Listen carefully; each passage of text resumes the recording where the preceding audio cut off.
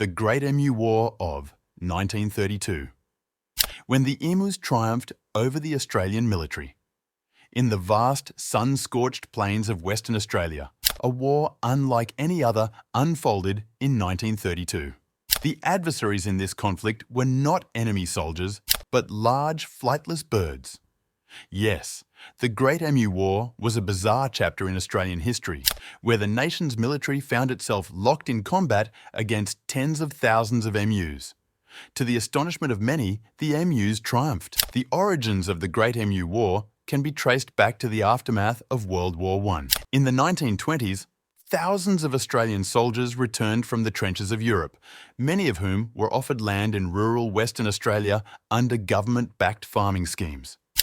The goal was to boost agricultural production and provide a livelihood for veterans. Wheat and barley were the crops of choice, and soon vast tracts of farmland spread across the region. However, the endeavour faced serious challenges. The Australian government promised financial assistance to these farmers, but much of it never materialised. On top of that, the Great Depression of the late 1920s devastated wheat prices, leaving the farmers struggling to make a living. But as if economic woes weren't enough, Mother Nature introduced a new and unexpected adversary, an invasion of emus. The emu invasion. The emu, Australia's largest native bird, is a formidable creature. Standing nearly 6 feet tall and capable of running at speeds of up to 30 miles per hour, these flightless birds were already known for their resilience and adaptability. By 1932, an estimated 20,000 emus began migrating from inland areas toward the coast, drawn by the newly cultivated farmlands that were lush with crops. For the emus, it was a feast. For the farmers, it was a nightmare. The emus descended upon the wheat fields in droves, trampling crops and devouring entire sections of farmland.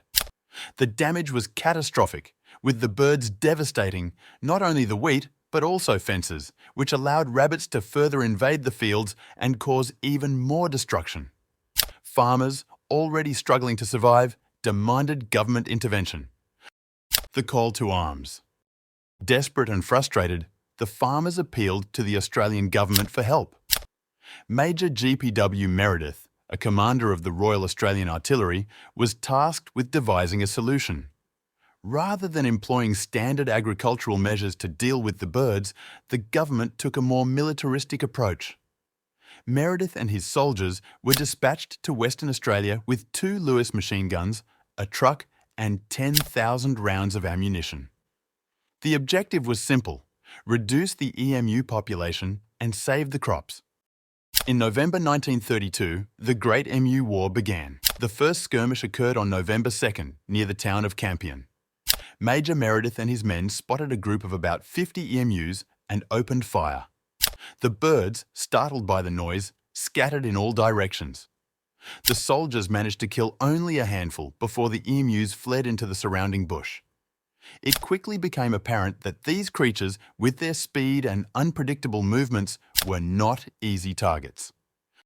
The next few days were met with more frustration. Meredith attempted to ambush larger groups of emus, but they consistently evaded the soldiers.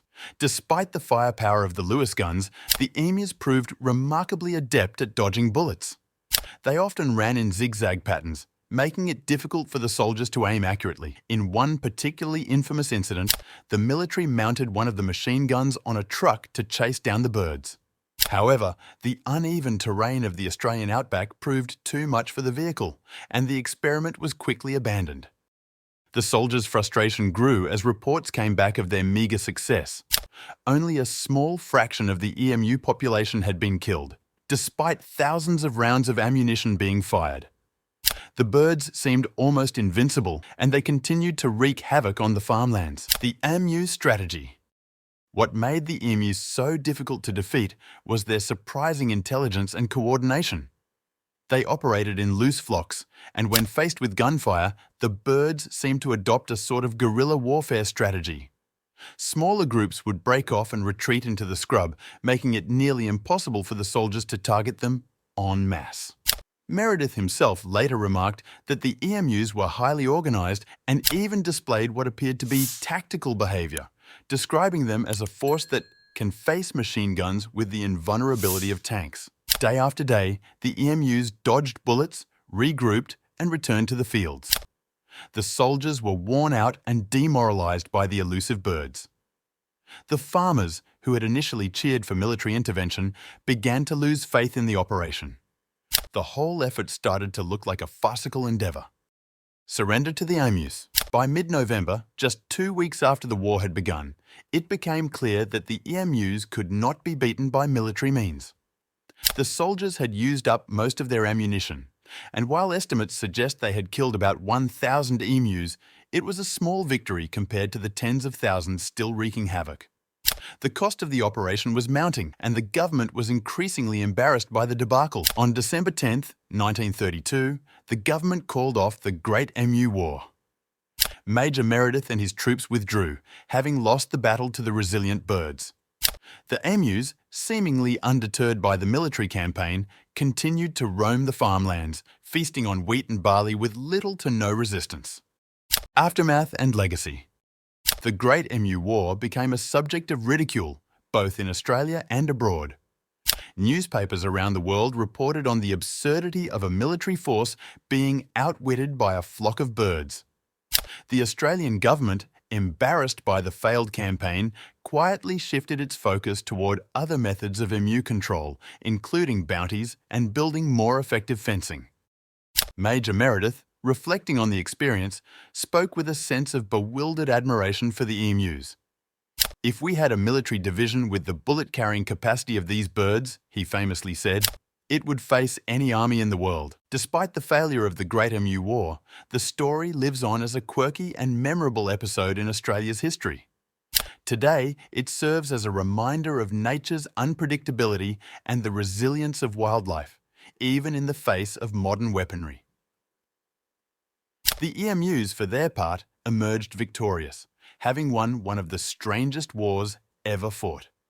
Thank you for watching our latest video on the Great Emu War.